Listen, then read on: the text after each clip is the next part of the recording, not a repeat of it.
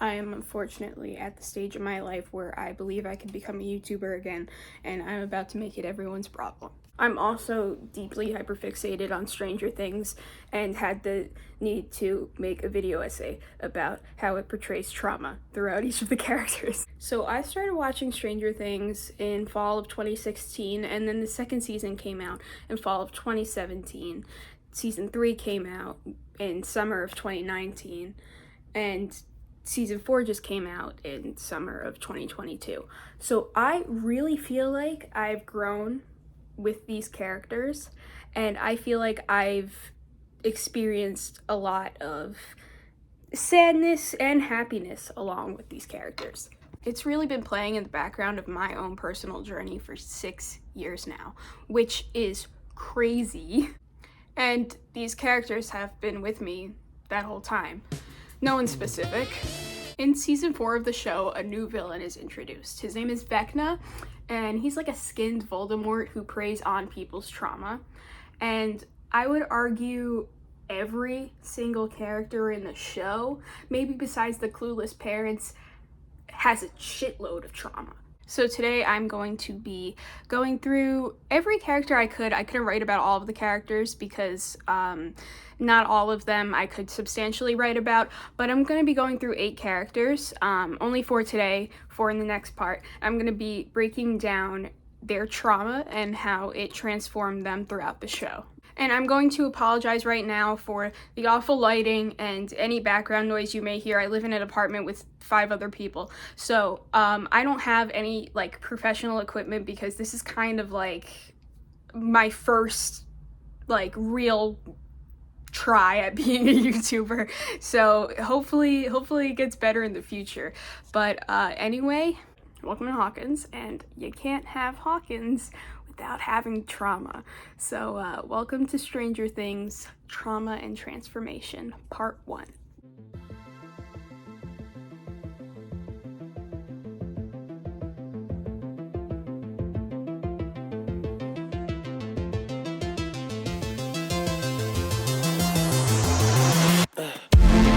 Enter Joyce Byers, mother of 2 boys and recent divorcee, and she's known in Hawkins as one thing: crazy. Talk to me. Just say, Mom? Whether that's by her own accord, incessantly calling her son's school and gaining a reputation there, or a rumor perpetuated by her ex-husband who knows she suffered grief before in life, it doesn't matter, because no one seems to have any sympathy for her. In the first season, when she first learns Will is missing and barges into the police station, one of the cops implies she has a habit of this. It's not explicitly stated, but she could have a disorder involving anxiety or paranoia or both. Her paranoia is likely what pushes her into believing the unbelievable after that first phone call where she hears Will breathing. Will? It is her own perceived insanity that leads her to successfully communicate with Will through her Christmas lights. When Will is presumed dead, Joyce is heading fully into extreme denial. Her ex-husband points out that this has happened before when her aunt died. You remember your Aunt Darlene? No, this is not that. Joyce is headstrong in the fact that her son is alive, but is used to having no one believe her. This is presumed to happen when her aunt died as well. She is implied to have been a person to make mountains out of molehills even before the first upside-down incident. Afterwards, you wouldn't know how, but she managed to get even more protective of Will, and understandably so. She cannot lose her boy again. This is demonstrated even more drastically when Hopper reveals to the audience that he heard Joyce was putting her house on the market. Joyce knows, after everything that's happened, this is not a safe place for her boy, therefore not a happy place for her. When Hopper presumably dies, this is the last straw for her. She packs up the house, takes Ellen as her own, and moves them to California. In season 4, we see her determination to find her loved ones has not broken down in the slightest. As soon as she gets a smidge of evidence that Hopper could still be alive, she goes full force back into that "where is my boy" mode. Thankfully, she has an equally dedicated and eccentric person to believe her. Murray gets on the next flight to California, from which they get on right to the next flight to Alaska, from which they both get taken hostage and transported to Russia, but her resolve never breaks. They concoct a plan to make their captor their hostage and stay with the original reason they even went to Alaska, never giving up hope that Hopper is still alive. It is that very same relentlessness that saved Will in season 1. Joyce will always be called crazy for who she is, but I would take a crazy mom with incredible intuition before one that didn't even notice if I was gone any day. And I speak from personal experience. I got it. This shit isn't working. I got it.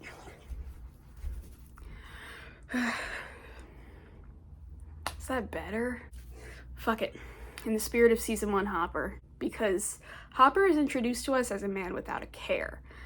He's a drunk, treats his job as the sheriff like a blow-off class, and seems to have no regard for his health or his community. He reluctantly helps Joyce as he believes Will is probably with his father. As the story untangles further, and he realizes he's completely out of his depth when he cuts open the fake body of Will and finds nothing but cotton, he doesn't run away. He knows immediately he has to step up for Joyce and find her boy. He becomes as obsessive and determined as she does, because he knows exactly what it's like to lose a child.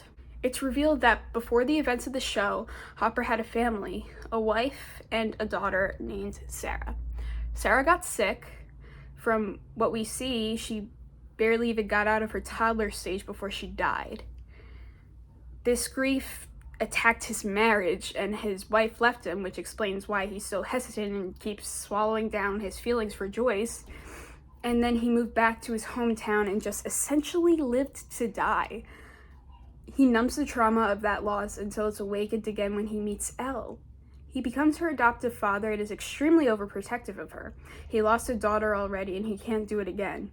He tries to keep her inside at all times in season 2, and in season 3 is extremely concerned about her relationship with Mike. Hey! Hey! 3-inch minimum! Leave the door open 3 inches! Elle, open this door. Open. What's wrong? He knows Mike is not a bad kid, but he is so worried about losing her that anyone could be a source of danger. Anything could be the reason that she is taken from him. Hopper is such a great character. I know that online the Stranger Things writers get a lot of flack, but I will say they do an incredible job with his character, because you can see the roots of this trauma throughout everything he does. Every action he takes is sort of drenched in the sense that I can't lose them again. And by them, he's equating Joyce to his ex-wife and Elle to his late daughter. And while he may get annoyed with the both of them, his love for them is never denied. And I think that's what gets him through the whole Russia arc. The whole him being taken prisoner and basically having to be in a gulag for almost a year. I think his love for Elle and Joyce kept him going to the other side. He even mentions it to Enzo, the guard that helps him. He talks to him about Joyce and he talks to him about Elle because he mentions that he has a son. Is that very love that keeps him going. And I love that about him so much, because on the surface he seems like such a grumpy character who, as was introduced to us, was really devoid of love and compassion, but quickly became this sort of big beacon of love and compassion. I just love badasses who are secretly softies. It's one of the best character tropes, undeniably. Editor Jules here, who missed a really interesting point while filming. Hopper says something in season 4, episode 7. I think it must be hardwired into us to reject our fathers, so we can grow, move on, become something of our own. And this will inform the characters we talk about from this moment on, both in this part and the next, who have all had experience with horrible fathers, and especially how it informs how deep they love, especially Nancy and Steve. Convenient segue, Editor Jules, because we're skipping chapter 2 and going right to 3 because I put too much pressure on myself to put this out within a month.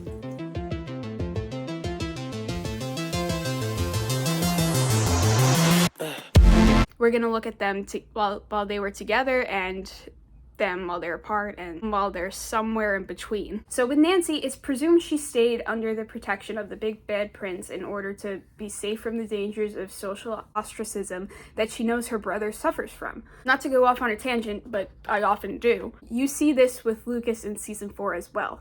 He's been a target for frankly racial bullying his whole life. It's understandable why he wants protection. Their own transformation arc sort of unleashes inside of them for both Steve and Nancy, but mostly Nancy, the night Barb dies. Nancy understandably sensationalizes and externalizes this tragedy, considering that was her best friend, and in her mind, she left her for dead for a piece of King Steve. She is rightfully devastated and enraged that her Barb is gone, but can't seem to find the same energy in Steve, who was at the time internalizing and minimizing this. He is more worried about what his dad will think of them that they were drinking, more on his dad later. Damn, my dad's a grade A asshole. Than where Barb is. In his mind, Barb just took off in a huff, mad at Nancy, and skipped school the next day to avoid her. And Nancy wishes that was the case, but she knows even before she's introduced to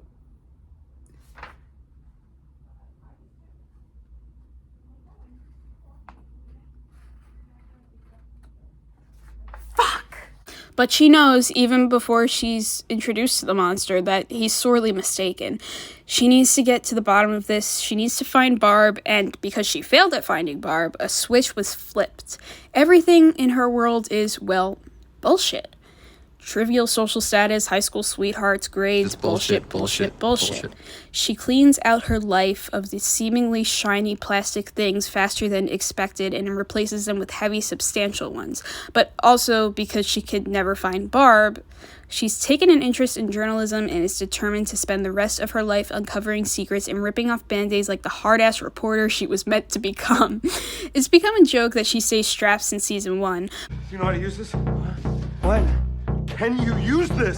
I can.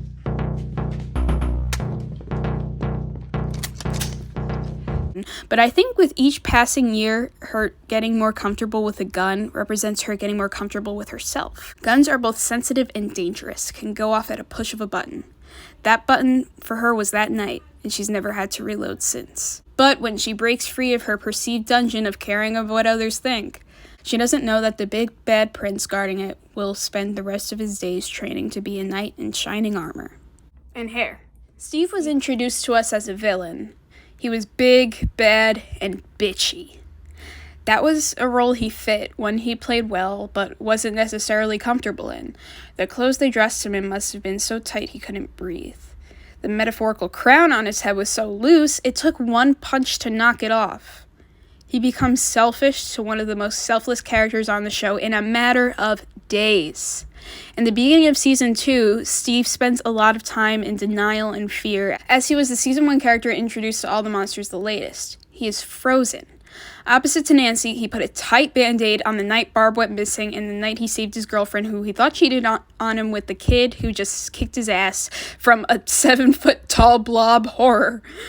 As portrayed in the second episode of season 2, he's in denial. He knows what happened, but out of fear, he needs to stay silent. They could put us in jail, okay? Or worse, they could destroy our families. They can do anything they want. Okay, just think about what you're saying. And pretend like everything is normal. He wants to go back to being a stupid teenager, because if he addresses Barb's parents, he addresses that night. If he addresses that night, he addresses the monsters. If he addresses the monsters, the very world he knows is gone. And he just wants to squeeze his eyes real shut and stick his fingers in his ears and pretend. Back to normal. Until middle of season 2. Dustin has a demodog problem. Mike is away with Will, Lucas is courting Max, and he has no one to turn to but Steve, conveniently parked in the Wheelers' driveway.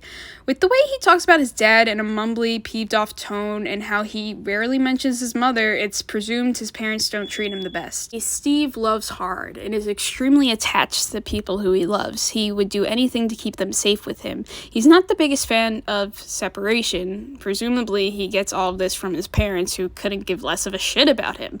He couldn't earn their love, so he must love himself, but love others twice as hard. His extreme loyalty, especially towards Nancy, who he still achingly pines over, is that of the devastating verse from Bridgers' Moon Song.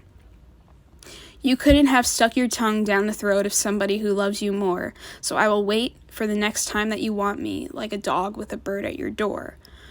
Maybe that very endless crush he has is a way of freezing time to get things back to normal. Every single thing in his life is spiraling out of his control, but when the kids come to him, he realizes that he could be the parent that he wishes he had, the protector and the role model he desperately needed when he was their age. He mentions to Nancy in this last episode that he wants 6 kids, 3 boys, 3 girls. Now, a lot of people expressed secondhand embarrassment at this, but I actually loved this moment for his character because to me, this whole fantasy he has was expressing gratitude and sympathy for the 6 kids that he already has. 3 boys, Mike, Dustin, Lucas, 3 girls, Erica, Max, and Elle. He already has 3 boys to look after and give hair tips to. He already has 3 girls to look after and give hair tips to. In the fantasy, he wants to pack all of them in a Winnebago and explore the country. He wants to take the kids he already has in his life away from all this. He wants to give them a break, give them a normal childhood away from constant fear, be able to pay them back for all they've done for him. Steve is an only child. He never had any siblings until Dustin climbed into his car. And then it came so inexplicably natural to him. This was the shoes that he was meant to fill. This was the role he was meant to play. Competent guardian for these kids because he knows their parents cannot be told what's really going on. Because someone has to be there for the kids on the ground while the rest of the gang are off in the Upside Down.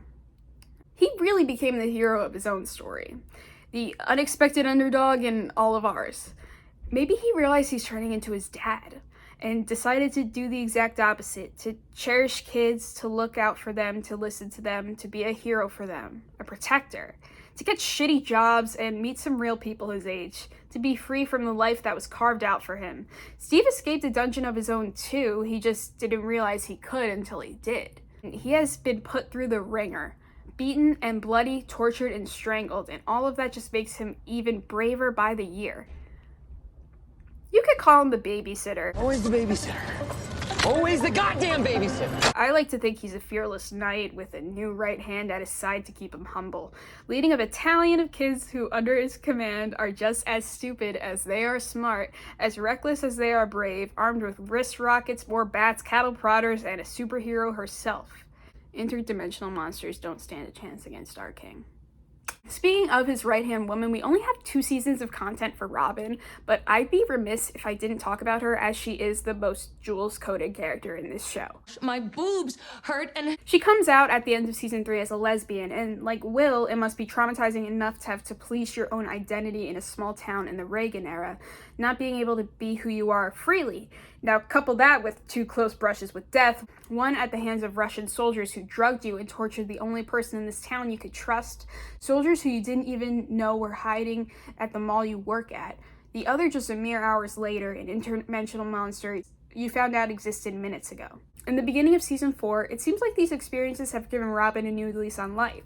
One can assume by looking at how she makes a move by talking to a girl she likes, no matter how awkward she thinks it went, compared to the story she tells Steve when she comes out to him. Possibly the way she looked straight down the barrel of death twice in one day made her realize just how precious life is and that not a second should be wasted. Whether it's telling the boy who likes you why you could never like him back, hauling the kids around, making new friends, talking to cute girls, and saving the town from monsters again, you do it with bravery, no matter how visibly terrified you are. Do you guys think that these bats have, like, rabies? What?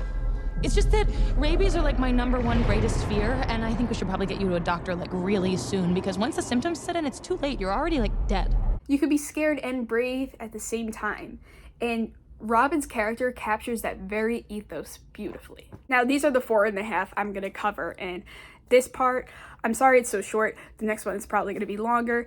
But yeah, let me know what you guys think. I am definitely going to be working on part 2. Please give me some feedback. I would love feedback. Even criticism, like, just be nice. Because I know this seems rushed, and it kind of is, because I'm just trying to talk so fast, before my dog starts freaking out and barking again. But in part 2, we will be covering Elle, Max, Mike, and Will. So if you're excited for that, come back maybe next week, in 2 weeks, I don't know. But I'm really working on it, and I'm gonna get it done fast. I really hope you enjoyed me diving deep into the psyche and the minds and the emotions of these characters and their personal trauma, because this is something that I love to do. I really love to analyze media and the characters in specific media and really get to the root of why they act a certain way. And I would love to be able to do this for other shows, other movies, other books, anything. I really love taking a psychological look at the way characters behave the way they do, and the way, you know, movies are the way that they movie, TV shows are the way that they TV show, books are the way that they book. So if you want me to talk about anything else from a psychoanalysis standpoint, please leave your suggestions, and I would be happy to cover them. So yeah, this is like my 1000th attempt at becoming a YouTuber, but I think this time I might stick with it. I still don't know how to do an outro. I think I'm just gonna moist critical it. Alright, see ya.